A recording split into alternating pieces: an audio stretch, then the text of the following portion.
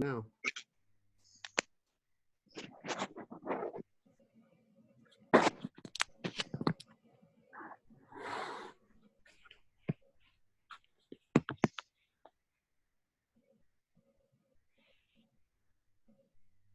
Go ahead. Okay, well, this is my presentation. It's on ecotourism. I chose the swamp, Okefenokee Swamp, and I found a lot of interesting things, which I will tell you about as we go along. You can go ahead and click on it. So here's the picture of someone kayaking, and if you could go ahead and click on the next one. On an annual basis, almost 600,000 people generate about $64 million to the local economy of Okefenokee Swamp, and this provides more than 700 people jobs. A little history about the Okefenokee Swamp that I did not know, and I learned this, that Native Americans lived at the Okefenokee Swamp during the Civil War, along with slaves and other people that were victims during the Civil War. And they were trying to hide, and they didn't want to show their heritage, so they ended up marrying European American settlers, and they turned out to stay at the Okefenokee Swamp. And in the next circle, there's going to be a picture of a young man hunting for food at the Okefenokee Swamp.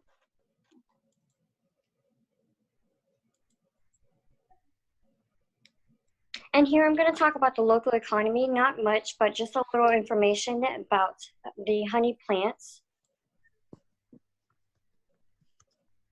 One interesting fact that I learned is that Okefenokee families, they found that there are many honey plants, and you can use different things, and it turned out to be there were a lot of beekeepers, and they made a big company out of it, and during seasons and stuff, they end up having a lot of bees, which a lot of counties near the Okefenokee Swamp are home to.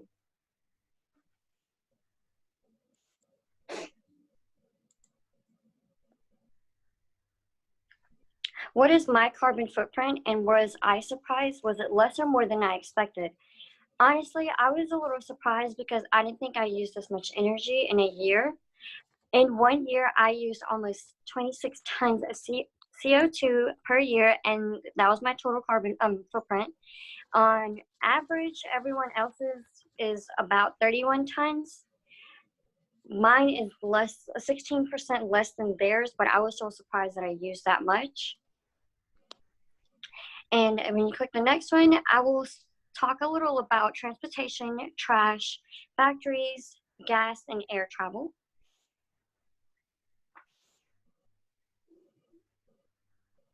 How did I calculate my carbon footprint? Tell me what calculator and website I used. Well, I used Calculate Your Carbon Footprint on this website. Here's the link. And I use this because at the end, it shows what changes you need to make to change your numbers. What are some ways you can reduce your carbon footprint? Well, drive more efficient vehicles, and you can also maintain your car, which helps a lot because you're not really taking out that much energy out. And then taking public transportation, you can ride your bicycle if you want, if you live in the city, if it's a closer place. Or you can use energy efficient appliances, insulate your home to reduce heat and air conditioning costs, consume food that doesn't require that much transportation, and you can eat less meat, which has higher carbon footprint than fruits and vegetables. Did the calculator I use offer any offsets for my carbon footprint? It did. And if I make these changes, I would end up saving $970 per year. I broke down how much I would save if I make these changes. If I use more efficient cars or ride my bicycle, I would end up saving $851 per year.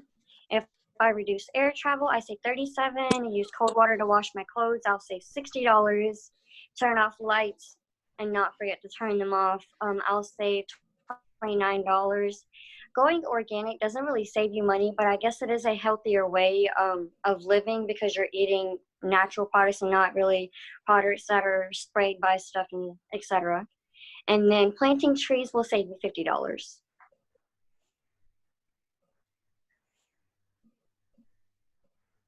How should I plan my trip? Things you need to keep in mind as you take your trip to Okefenokee Swamp. You must carry the following items. You must have a compass, a map, flashlight, cook stove, and fuel. And you also should have a Coast Guard approved flotation device for each person. These are some items that you should carry. Flashlights, trash bags, toilet papers, waterproof bags, cord to tie, water. Water is very important because you should not drink the water there because it's not filtered and you don't know what's in the water because the stuff that is in the water, it helps the environment, but not necessarily us. Things you should take or do before your trip is check your weather, know the limitation of the group, know what you should do in an emergency, identify strong paddlers who can go for help, leave a list of people in your party with a close friend or relative. During your trip, use common sense, stay on your designated trail. In case of emergency, stay calm and know whom to call for help. I included a map of the Okefenokee Swamp just in case someone wanted to you look at it or which trail they should take. There are 7 designated areas that so each day 7 groups are there for camping, and there can only be 7 groups. And if you ever need help, there's someone always in line, or you can use the map and follow the trail, and you'll lead to someone else to help you.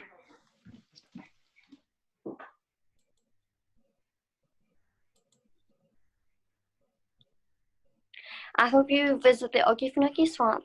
Thank you for your time, and the next thing would be my links.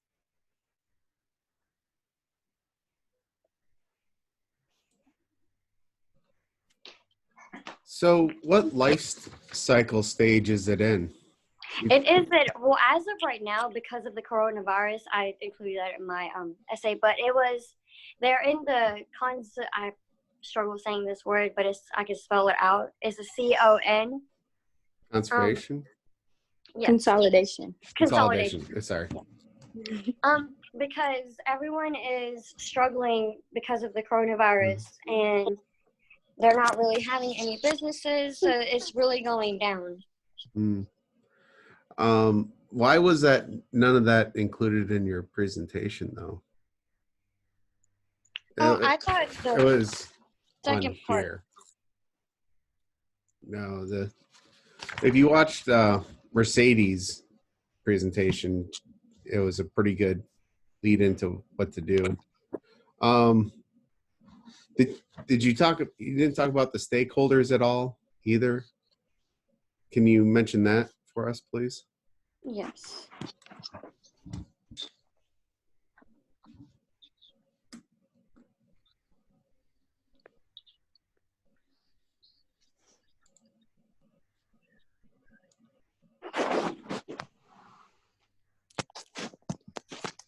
I did not find the multinational corporation as much, but I did find a case where in September 2019, a Alabama mining company named Twin Mines Minerals submitted their application to mine 1,200 acres that were located outside the refuge southern eastern boundary. And this was like a great threat to the Okefenokee Swamp.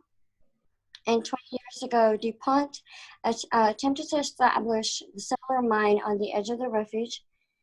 And basically, this was like a really big threat for the environment. Yeah, those are definitely threats. So, but the stakeholders here would be like the tourists coming to it. So Okefenokee is private, right? Yeah. Right. So the stakeholders are the people who own the land, the people that come there, all the tourists. and the locals nearby, because it does bring in some tourism dollars, right? Yes, sir.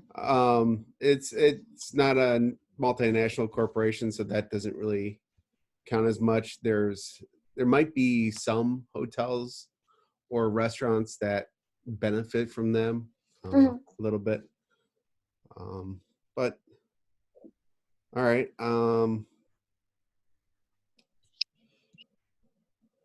Okay. Anybody else have any questions about Okefenokee Swamp? Have you been to Okefenokee, Vaishali? I was planning on going over spring break, Yeah, but but things happened. yeah. I haven't been there yet either, so it's on the list. I do want to. They have a really nice kayaking thing over there.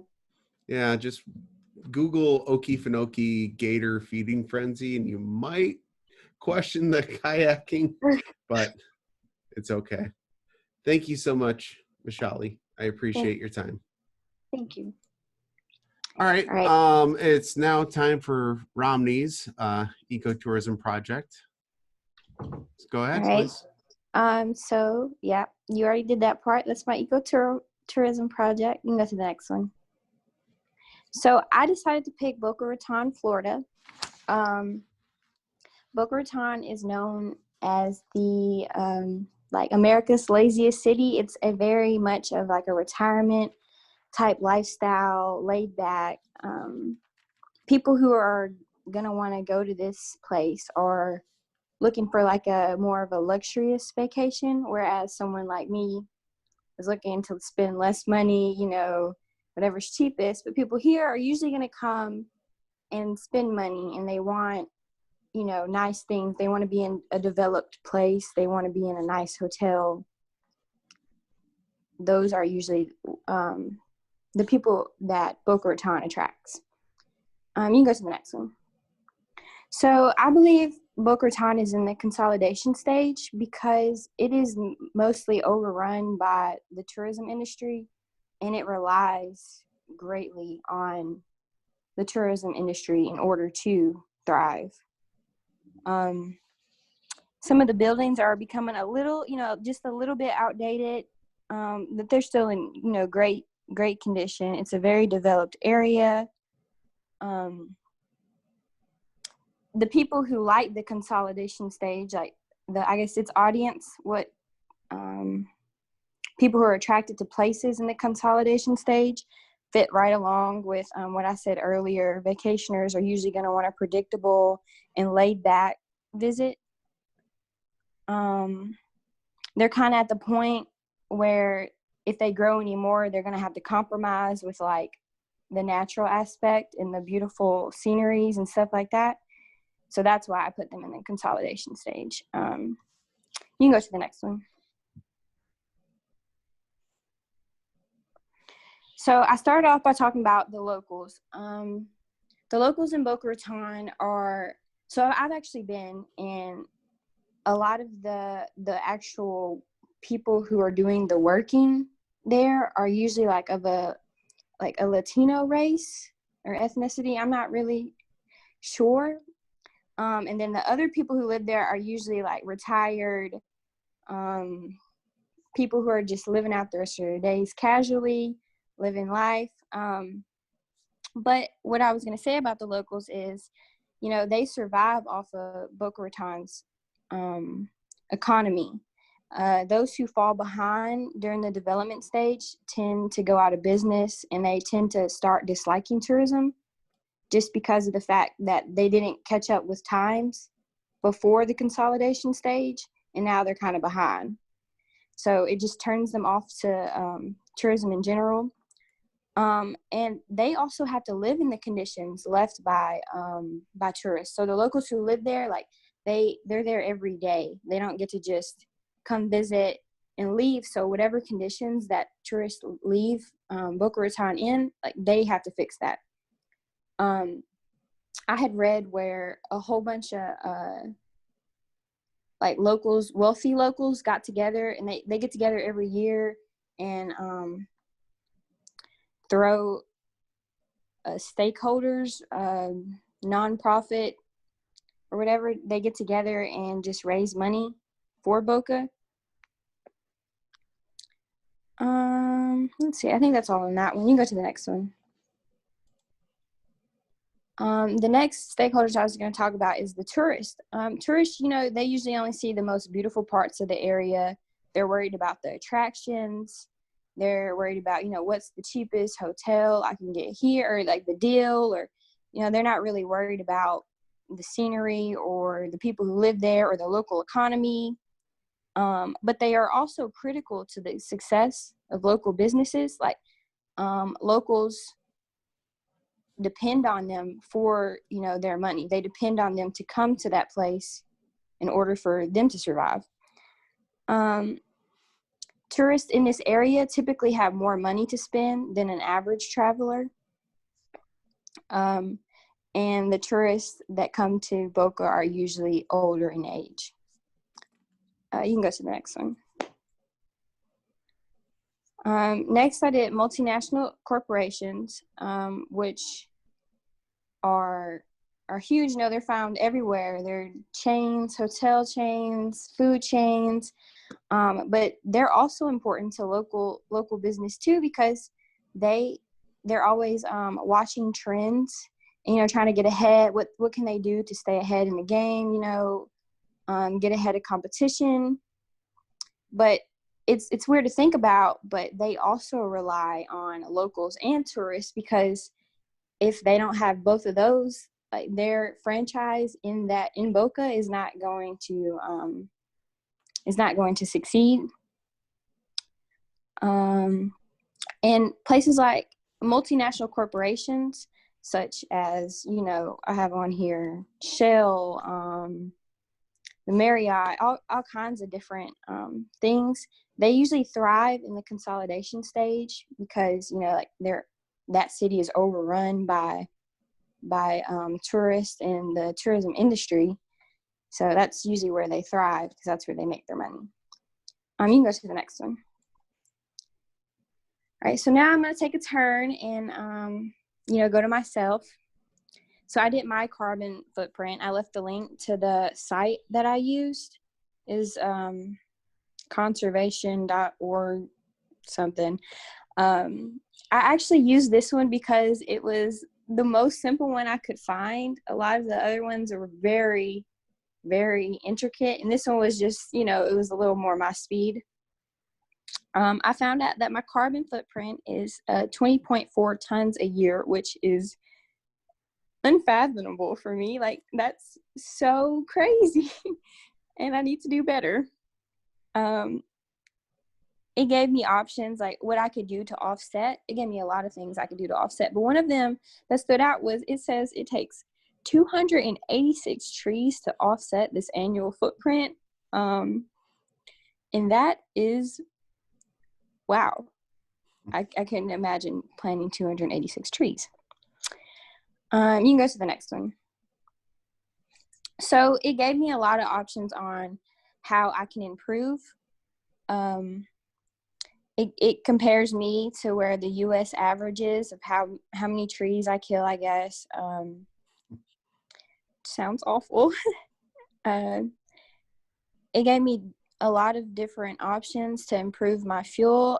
Institute Meatless Mondays, which I found very interesting, that for 1 year, if you just don't eat meat on Mondays, just take out meat on Mondays, that saves 0.4 metric tons a year of CO2 emissions. That is, I feel like that's something I really would like to do. It gave me stuff like fly direct instead of having delays and stopping places. Take the bus, carpool, purchase consignment clothing, not new clothing that has wrappers and tags and all this and stuff that's on sale. And just changing your thermostat a few degrees before you go to sleep or during the day, just to save energy on that.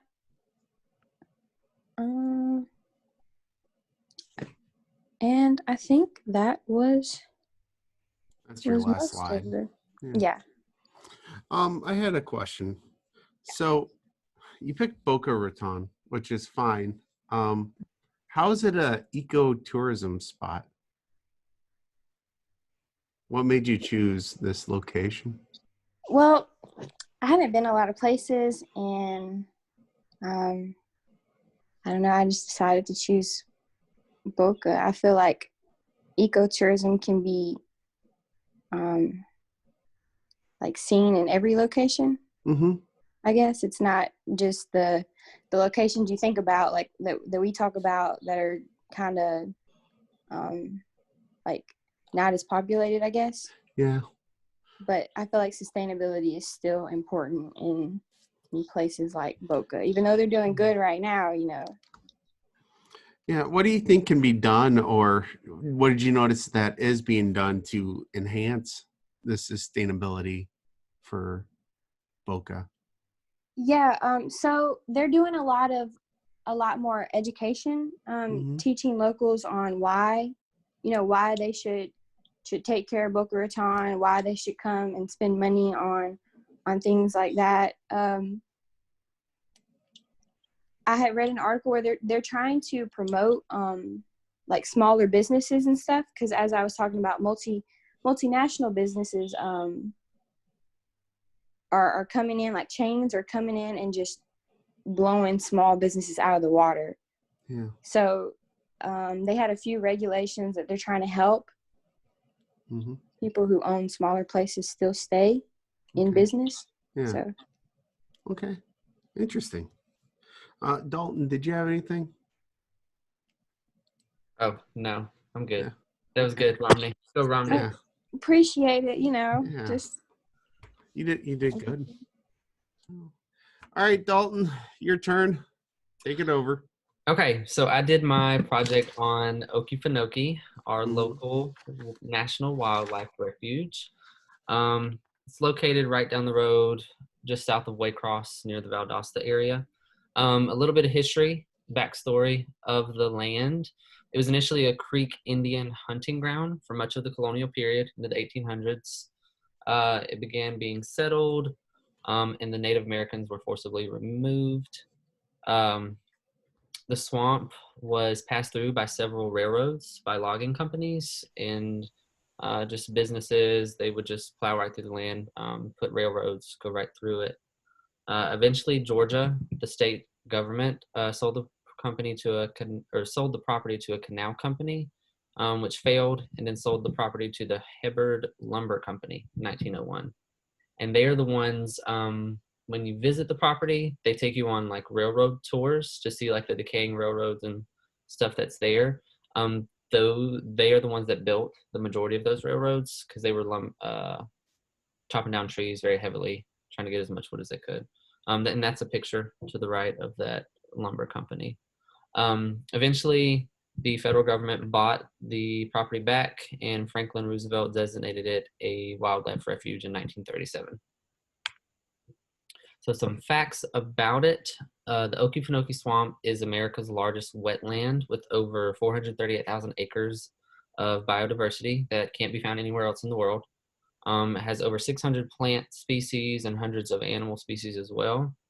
On an international scale, it is designated as a wetland of international importance. It's managed by the Fish and Wildlife Service through the U.S. government. They do all the park rangers and everything like that. They control, look for poachers, all that stuff. Often, a lot of the time, like issues pop up where companies try to come in or come in areas nearby to chop down trees or go mining or do just anything that could be harmful to the preservation of the refuge.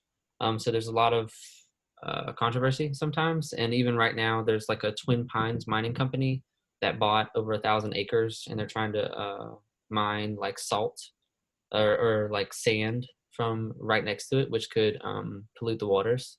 So that's going on even today. And the land survived two devastating fires: the Bugaboo Scrub Fire, 2007, and the Honey Prairie Fire in 2011. That caused over $80 million in damages to the property itself, which they have recovered a good bit with replanting from that, but you can still see like the scarring from it. Modern day. So over 500,000 people visit the park yearly. 10% of those tourists are international travelers. So even though it's such a local Georgia concept to us, people come from far and wide to come and see it. Okefenokee Swamp Park, the park itself, the northernmost, like the entrance, is a bit separate than the wildlife refuge. It's a nonprofit, so it's not run by the government. It's an independent organization that just takes like donations and your fee for admission, and that's how they're able to survive. They're not funded by the government. So the park itself that you probably went on like as a school field trip is a little bit separate than the full entire refuge itself. Some activities offered include wildlife observation, boat tours, canoe tours, trails, picnicking, among many other things. Waycross is the closest city to get like a meal and an overnight stay, do anything like that if you wanted to make it a camping excursion, anything like that. That's the closest place. So some stakeholders in the refuge would be internally the owners, the federal government through the Fish and Wildlife Service, the state government, they own a specific part of the park. They have their own parks within the refuge. The organization and the employees and volunteers that all work there, they're invested because they have financial benefit and they depend on it for their livelihood and the conservation of it.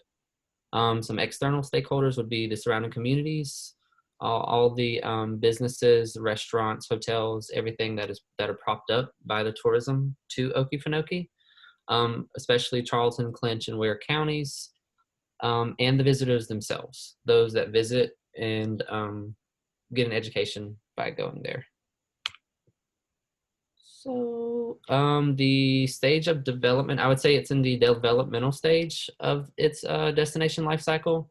There's plenty of development opportunity and new infrastructure that could be built there. However, if it's overbuilt, if they build too much, it could destroy the whole purpose of the reservation, of the preservation of the land and all the animals. So there's definitely room to grow. They could be funded better. The Fish and Wildlife Service, they've experienced a lot of budget cuts. They're understaffed. They're really understaffed. So that limits them of what they could offer and do for visitors, and it limits their growth. The local community culture is not negatively affected overwhelmingly by all the tourism. It's a boon to their economy.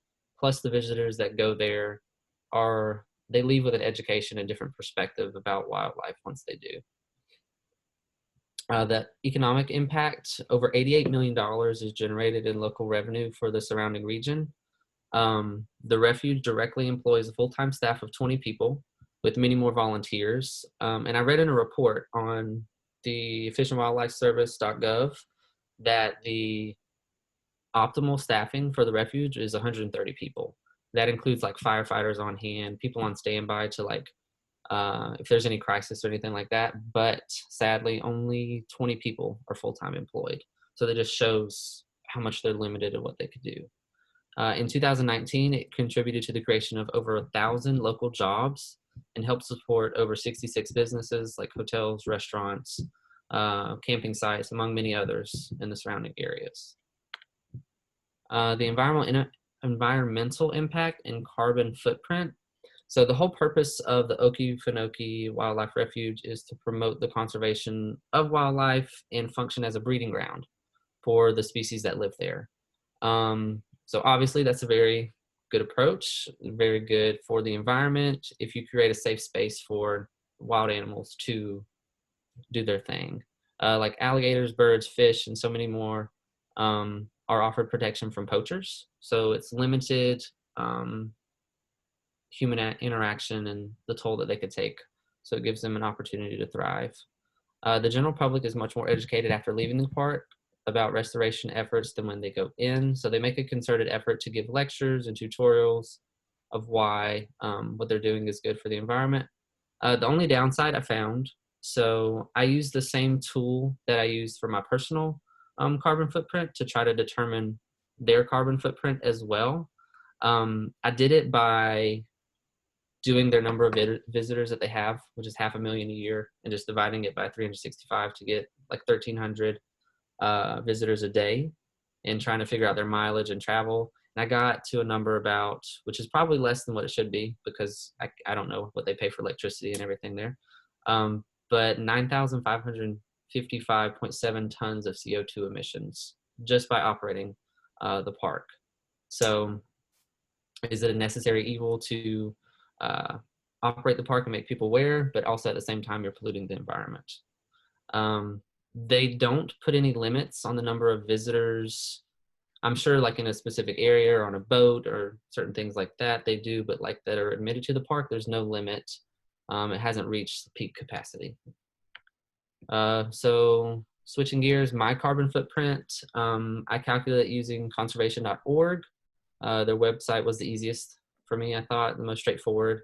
I had to put in some like water usage, my energy, my mileage, my spending. My annual carbon footprint that I calculated was 19.64 tons, which is a lot. Surprised at how much that was.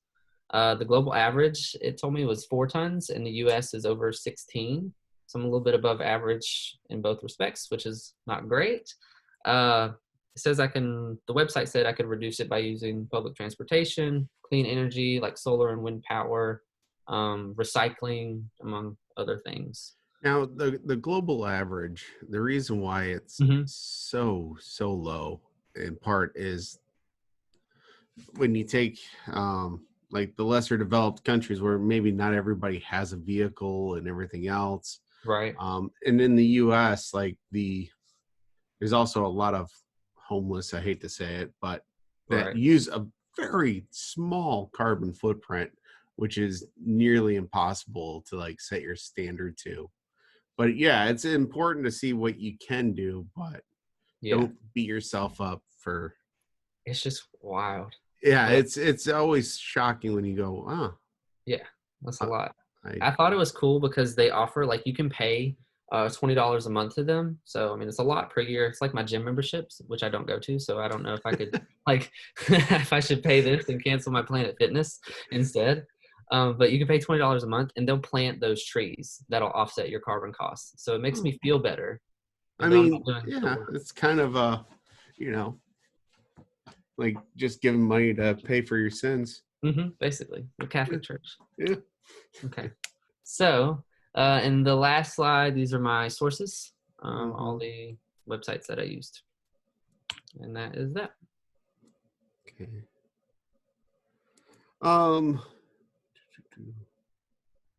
Did you mention anything about how they can enhance their sustainability? I don't think I listed anything about how they could specifically enhance, other than. I mean, they're very conscious already about it. Right. So. I mean, if it got to a point where they had too many visitors, if they could put limitations and designations for certain things, or I know they already have like a waste program where you can't throw trash, and they have things that people aren't allowed to do and interact with the animals. So until it gets to a point of too many people coming, then not much else. They have the distinct pleasure of being in the middle of nowhere. Yeah. Like I went in between two major interstates, but like an hour and a half from either way. So most people don't.